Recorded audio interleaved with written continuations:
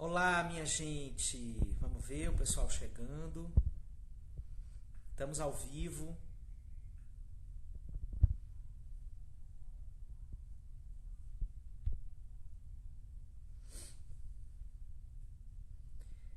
Muito boa tarde. Estamos ao vivo no Quarentena Life Fest.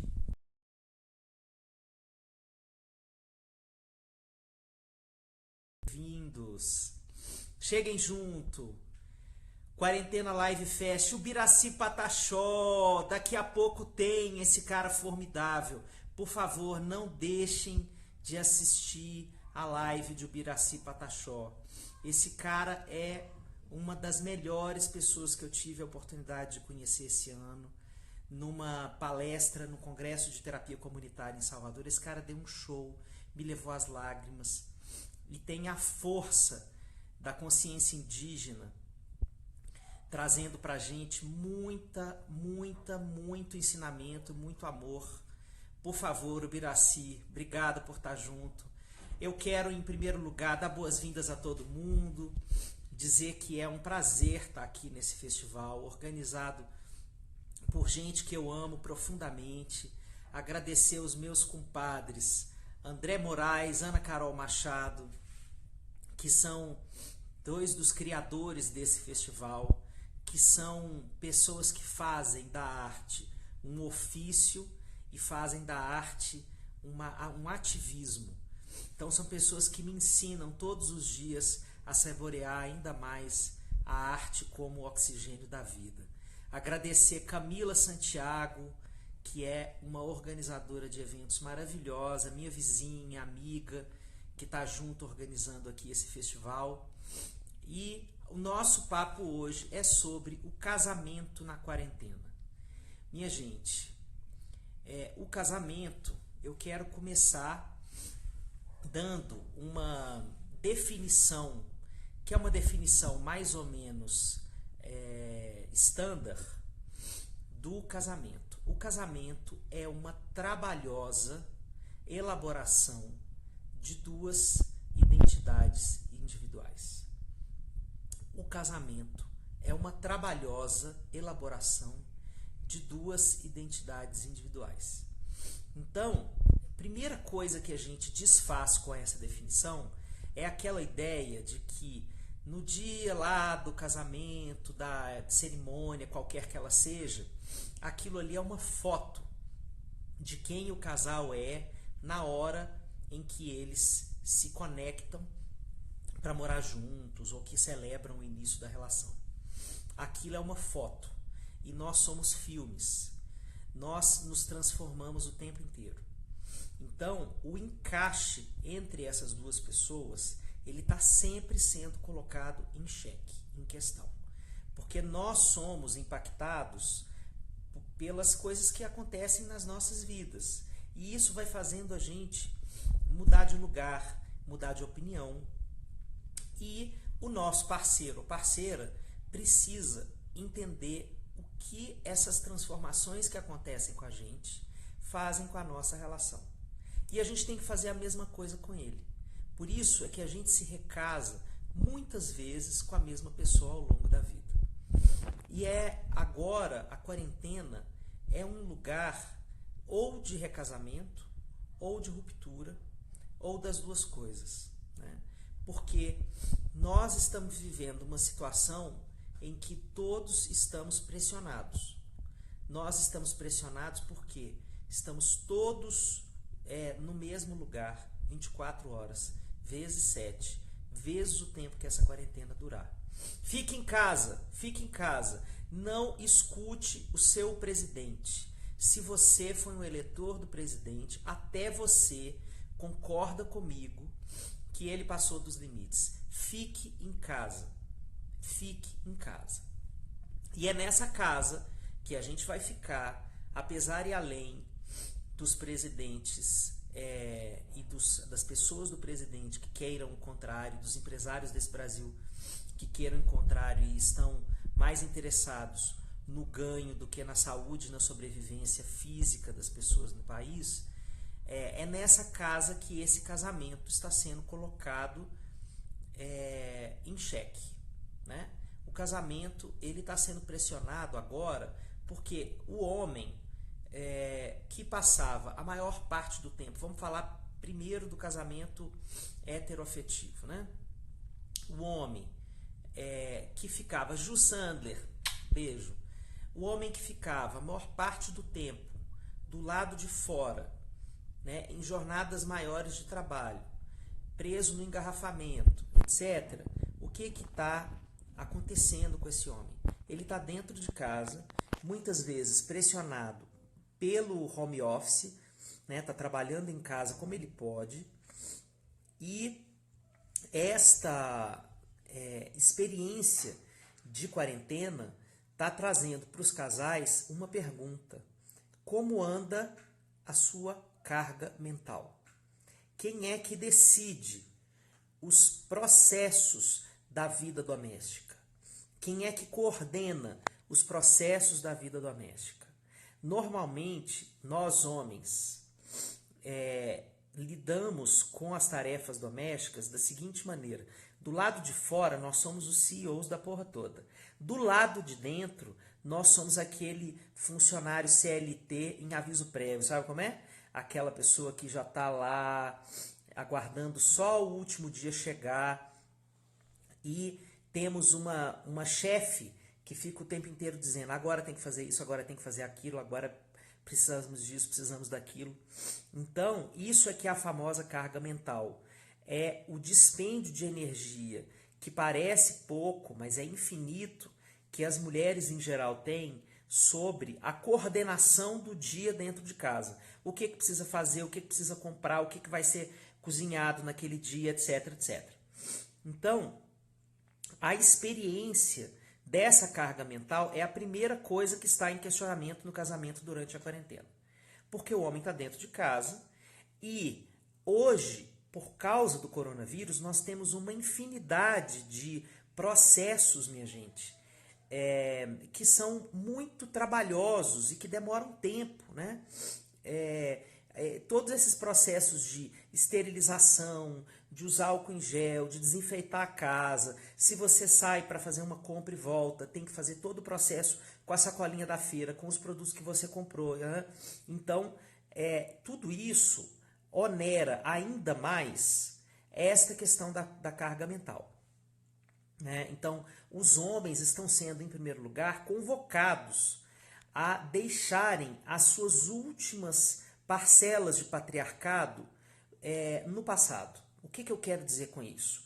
O patriarcado nos ensinou a sermos dependentes emocionalmente das mulheres.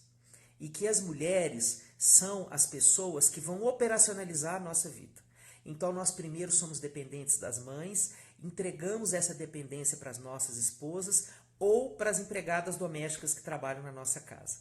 A quarentena cortou essa dependência emocional e está convocando os homens a assumirem a sua maturidade e a colocarem o seu lugar de cuidar das coisas da sua vida, catar o seu lixo, lavar a sua roupa, passar a sua roupa, limpar o seu banheiro, né? Então isso é a maior transformação para as relações conjugais na quarentena.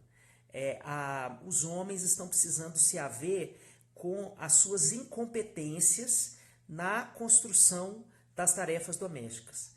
E não tem tempo da gente fazer curso, virar chefe, porque também tem uma coisa muito patriarcal dos homens, que é assim, ok, eu apoio, eu ajudo, né, como é a fala mais patriarcal, mas eu ajudo naquilo que eu gosto. Então eu gosto de cozinhar, então eu sou chefe de cozinha, eu faço a comida gourmet do final de semana, eu faço churrasco gourmet para os amigos, mas o que a quarentena está trazendo não é mais essa postura. A postura é eu e você iguais, construindo as dinâmicas da casa 24/7, né? Então, isso está trazendo muita crise para as relações conjugais. Isso não é pouca coisa. Né? Isso não é pouca coisa. Detalhes tão pequenos de nós dois são coisas muito grandes para esquecer, diria o rei Roberto Carlos. Desde 73 ele disse isso e a gente não escutou direito. Então, a experiência está começando a entrar em crise por causa dessa questão das tarefas domésticas. Isso é uma das maiores fontes de crise nos casamentos na quarentena. Agora, isso, como a Juliana Sandler está lembrando aqui, também pode ser fonte de transformação, né?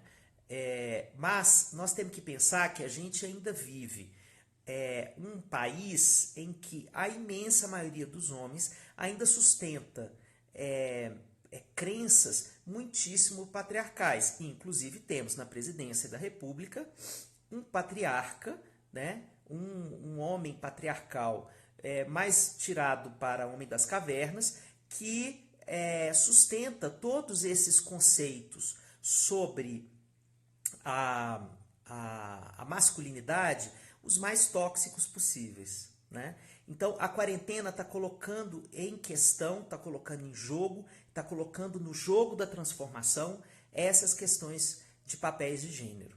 O que mais que a quarentena está fazendo com o casamento? Ela está fazendo com que o casal olhe para as dimensões que não foram vistas da relação há muito tempo. É muito comum, minha gente, que a vida acelerada faça com que nós não observemos a nossa relação, não olhemos para dentro. Então, eu disse um outro dia numa live, vou repetir aqui essa ideia, que as paredes das nossas casas se transformaram em espelhos. E nessa quarentena é impossível a gente não fazer desse tempo que a gente tem em casa uma oportunidade de olhar para quem a gente se transformou em cada um dos nossos relacionamentos, né? Então, é muito estressante a gente se deparar com algumas percepções sobre nós, algumas às vezes muito sombrias, algumas muito desafiadoras assim, de se perceber.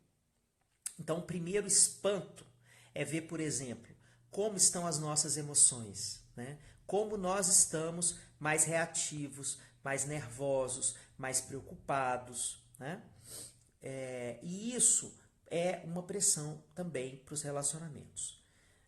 Eu vou chegar na parte positiva, gente. Calma, eu não vou falar só de desgraça, não. Mas os relacionamentos, então, estão pressionados por essas descobertas, né? Eu imaginei que eu pudesse fazer dessa quarentena um espaço para eu aprender uma coisa, e eu só consigo me preocupar com o mundo, eu só consigo me preocupar com o meu trabalho, eu só consigo me preocupar com os meus pais, né?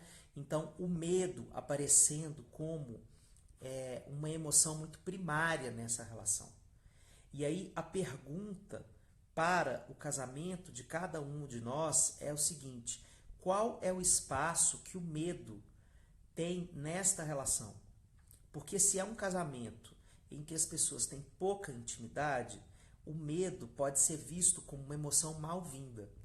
E a quarentena é uma época de se trabalhar os medos mais primários. E é um medo natural de se sentir, porque nós estamos diante de uma pandemia, né?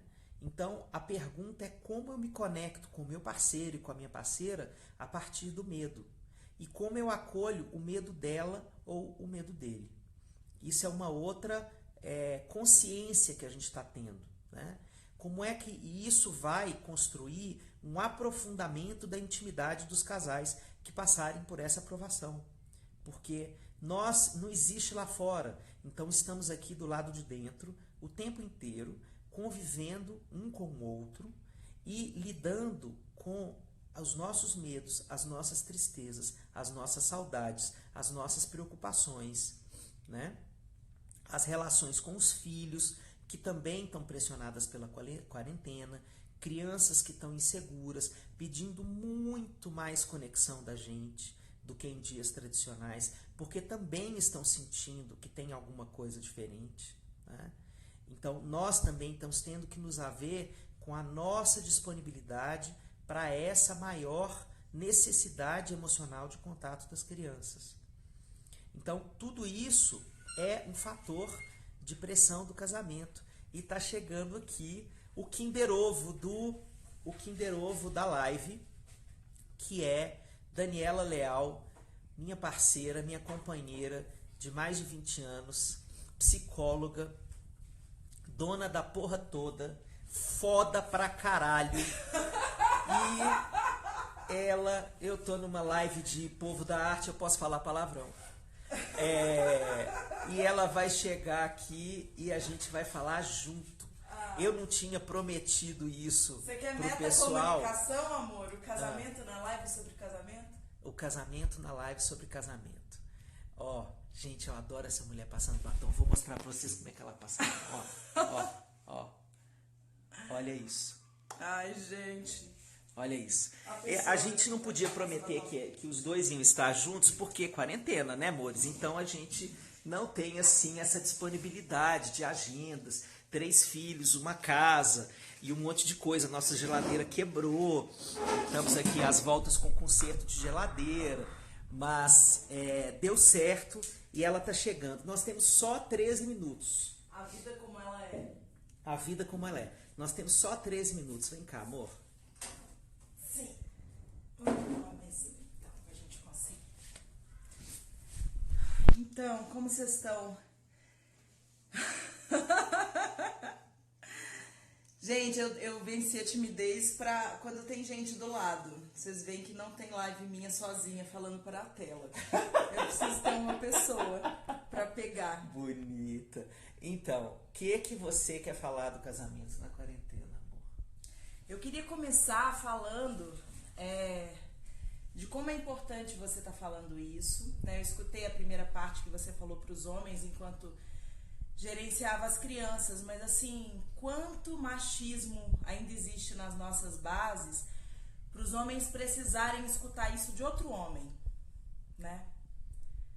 Por que o que a gente tem a dizer ainda precisa ser mediado pelas palavras de um homem dizendo para outro homem que ele precisa escutar as suas mulheres? Eu acho que isso já diz muito do lugar de onde a gente parte e do tanto que a gente ainda tem para desconstruir nessa quarentena. Aliás, que a quarentena é um prefácio, né, de um trabalho. Vocês não fiquem achando que aqui em casa é tudo um mar de rosas, não. Que eu também tô ralando para desfazer as minhas capas patriarcais, viu? Que eu tô junto de todos os outros homens da humanidade no mesmo patamar. Inclusive, quero dizer para o meu compadre André Moraes que vou terminar essa quarentena Masterchef, tô aprendendo a cozinhar, uma enormidade, assim, a Rita Lobo é a minha pastora e nada me faltará, e tá dando certo. Cíntia. A Cíntia tá lá. A Cíntia, nossa paciente querida. Casal de psicólogos é mais fácil. Casal de psicólogos tem sempre conversa, gente. Eu acho que para algumas pessoas a nossa vida pode ser um pesadelo, inclusive. Né? É verdade, porque a gente sempre tem aquele momento depois, e não é só na quarentena, não, é desde Não, é desde 20 anos, que no fim do dia a gente sempre senta e conversa. Mas eu acho que isso que a gente está falando de nós é uma coisa que eu acho que é importantíssima da gente falar sobre casal. Esse dever de casa, existencial, de quem escolhe levar a vida como casal, é, assim, o primeiro capítulo de todos os outros desafios que vão vir junto com o casamento, que é como nós nos comunicamos. Porque se a gente não dá conta dessa primeira lição, a gente não passa em nenhuma das outras provas, porque tudo passa pela comunicação. E quando a gente tem muitos nós que atravessam a comunicação e muitas limitações, a gente vai ter mais dificuldade de lidar com todas as outras questões. Sim. Então eu acho que uma pergunta que eu tenho vontade de deixar para vocês é como vocês têm conseguido construir conversas sobre as coisas que importam, sobre as necessidades de cada um, sobre o que cada um tem sentido diante do que vive, né? Sobre o que a gente pensa sobre a família, né? Como a gente está pensando e levando a criação dos filhos, os projetos de vida, os medos, os sonhos. Tudo isso passa por como a gente consegue... AP. Então eu queria Tem uma perguntar amiga para de vocês sobre essa infância, comunicação. de infância e adolescência aqui nesse chat. Vocês têm notícia disso? Vocês têm ideia do que isso significa? B, te amo. Eles estão muito conectados com essa história, elas, né, sobretudo as mulheres, com a história da fala sobre a carga mental. Mas eu acho que a gente tem que colocar uma coisa que é importante. Nós temos pouco tempo. Eu quero trazer uma experiência que já está vindo, né, da China, da Itália. Eu andei estudando o que os psicólogos estavam vivendo nesses países e a demanda de terapia de casal aumentando absurdamente, porque essas pessoas precisam muito de apoio, porque muitos casamentos que estavam numa crise muito forte, às vezes até se encaminhando para uma separação, são pegos de surpresa com a quarentena. A Larissa está falando que eu te interrompi. Foi. Foi? Olha aí como as coisas acontecem. Aí, ó. Desculpe, meu amor. Desculpe, Larissa, você tem razão. Então, essa perspectiva, desculpe, eu acho que foi o afogamento por causa do tempo. Ainda tem muita coisa que eu acho que a gente precisa falar. Eu acho que tem o problema que está acontecendo em muitas relações afetivas de casal é que a relação já estava claudicante, ela já estava muito frágil, com pouquinho tempo de convivência. E o pouco tempo de convivência era o que estava sustentando a longevidade mínima desse relacionamento. E aí vem a quarentena e coloca a relação numa prova do seu maior avesso, que é como é que eu fico tanto tempo com uma pessoa que está cada vez menos conectada comigo ou com quem eu tenho tão pouca interseção, né? Então, vamos voltar para o ponto que você estava falando da comunicação para restaurar essa minha falha aí. Além de eu estar perguntando para eles, né, sobre que questões eles têm vivido, no que é fácil e no que é difícil e no que é impossível conversar, eu acho que o que você fala coloca isso como plano principal mesmo, porque o que a gente está dizendo? Que a nossa vida, eu escrevi até um texto sobre isso essa semana, muitas vezes a gente está tão distraído, né? A gente fala, nossa, eu preciso me distrair, eu preciso sair para me distrair, a gente está sempre saindo e enchendo a vida de um monte de distrações, e a gente se distrai do quê? Daquilo que a gente não quer cuidar, onde a gente sabe que existe um problema, onde a gente sabe que existe um buraco. E o casamento, né, ainda mais com essa carga de trabalho absurda que as pessoas têm vivido nas grandes cidades, principalmente, ele entra nesse lugar daquilo de que se foge, né? Se eu ficar muito tempo, eu mato. Se eu ficar muito tempo, eu separo. Se eu ficar muito tempo, eu não dou conta. Então, agora é um momento que não tem como não olhar para tudo isso que a gente não dá conta. E esse momento pode ser uma oportunidade maravilhosa, né, de finalmente chega uma coisa do contexto de fora e sacode o tapete e fala, olha quanta sujeira, vamos olhar para tudo isso agora, né, e não tem mais depois. Flávia, a gente se distrai daquilo que não queremos cuidar. Durma com essa. E nessas, o fim das distrações, gente, quando as distrações acabam, é um choque o olhar para a gente mesmo. Sempre que a gente tem mais tempo de silêncio interno, esse silêncio é um grito. Então, escutar que gritos esse silêncio está dando, que gritos esse silêncio da sua vida conjugal está trazendo como perspectiva para vocês olharem, né? Olharem com tempo, com ternura, com compaixão, com paciência, com tolerância, dentro do que for possível, né? Então, se nós estamos pressionados pelas demandas da quarentena, pelas emoções mais transbordadas da quarentena, que essa conversa sobre o casamento não seja a conversa definitiva e nem seja uma conversa mediada pelos momentos em que a gente está mais alterado, né? Que sejam várias conversas, que possam ser interrompidas várias vezes, que possam ser retomadas. Quem tem criança não vai ter não jeito. Tem opção, não né? tem, são interrompidas. É a arte de retomar conversas interrompidas o tempo todo. Né? Exatamente.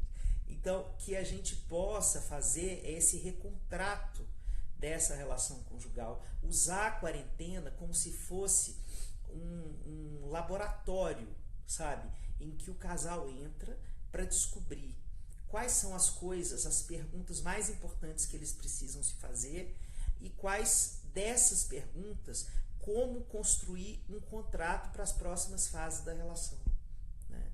Para renovar esses votos. A gente tem que fazer isso de tempos em tempos e a quarentena chegou como um imperativo para todo mundo fazer isso com os seus relacionamentos, não só os de casal, mas também com a sua relação com o trabalho, com a sua relação com os filhos, com a sua relação com o tempo da vida, com a velocidade da vida. João está pedindo para a gente mandar um beijo para Dendê da Serra. João, querido. Inclusive, Dendê da Serra me lembra de comentar que a gente viveu esse processo, né, de olhar profundamente sem se distrair em Serra Grande, que é uma vila que a gente morou de 3.000 pessoas, onde não tinha muita distração, né, gente? Então era um processo profundo de olhar para dentro, de todo mundo que se mudava para lá. E a gente falava disso nos grupos terapêuticos. Então, complementando o que você falou sobre as conversas não serem definitivas, tem uma coisa que eu gosto de falar e falo muito no grupo de puerpério, é que a comunicação, gente, ela é tentativa. A gente tenta e muitas vezes a gente falha e a gente começa de novo. Assim, conversar não é aquela coisa para você desistir quando você vê que você não chegou até o outro ou que o outro não te alcançou, não chegou até você. Então a gente tenta por um caminho e se não dá, a gente tenta por outro caminho e a gente tem que ter compaixão das nossas tentativas, porque comunicar é uma tentativa e muita coisa fica de fora. Então a gente precisa de várias camadas de conversas para a gente ir se aproximando. Já estamos nos encaminhando para o final, faltam só 2 minutinhos.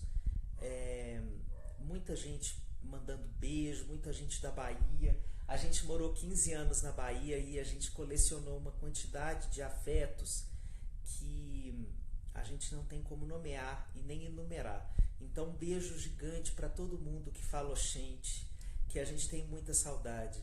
Gente de Salvador, gente de Serra Grande, gente de outras regiões da Bahia, gente de Juazeiro, né? Agradecer a possibilidade de estarmos juntos nessa live, né, promovida pelo festival, pelo Quarentena Live Festival. Não sei se vocês já viram a programação desse festival, ele já está na 2ª semana. Incrível, aconteceu a primeira semana, foi um sucesso. Aí um monte de gente começou a procurar o festival para vir, para fazer parte disso. Minha gente, nós estamos falando, daqui a pouco tem o Biraci Pataxó, tem, no final do dia tem Letícia Sabatella, minha gente. Imaginem isso. E Comida, diversão e arte, Comida, diversão e arte, exatamente. Então, continuem de olho no festival, continuem aproveitando a arte como oxigênio para a quarentena. Mais do que nunca a gente precisa de arte. A arte entrando pelos nossos poros, no lugar da compulsão pelas notícias, no lugar da compulsão que gera medo, no lugar da compulsão que gera tristeza, né? A arte entra no lugar das nossas dúvidas, né? Nós estamos cheios de dúvidas, cheios de incertezas, né? Ai, meu Deus, ela também fala com trecho de música.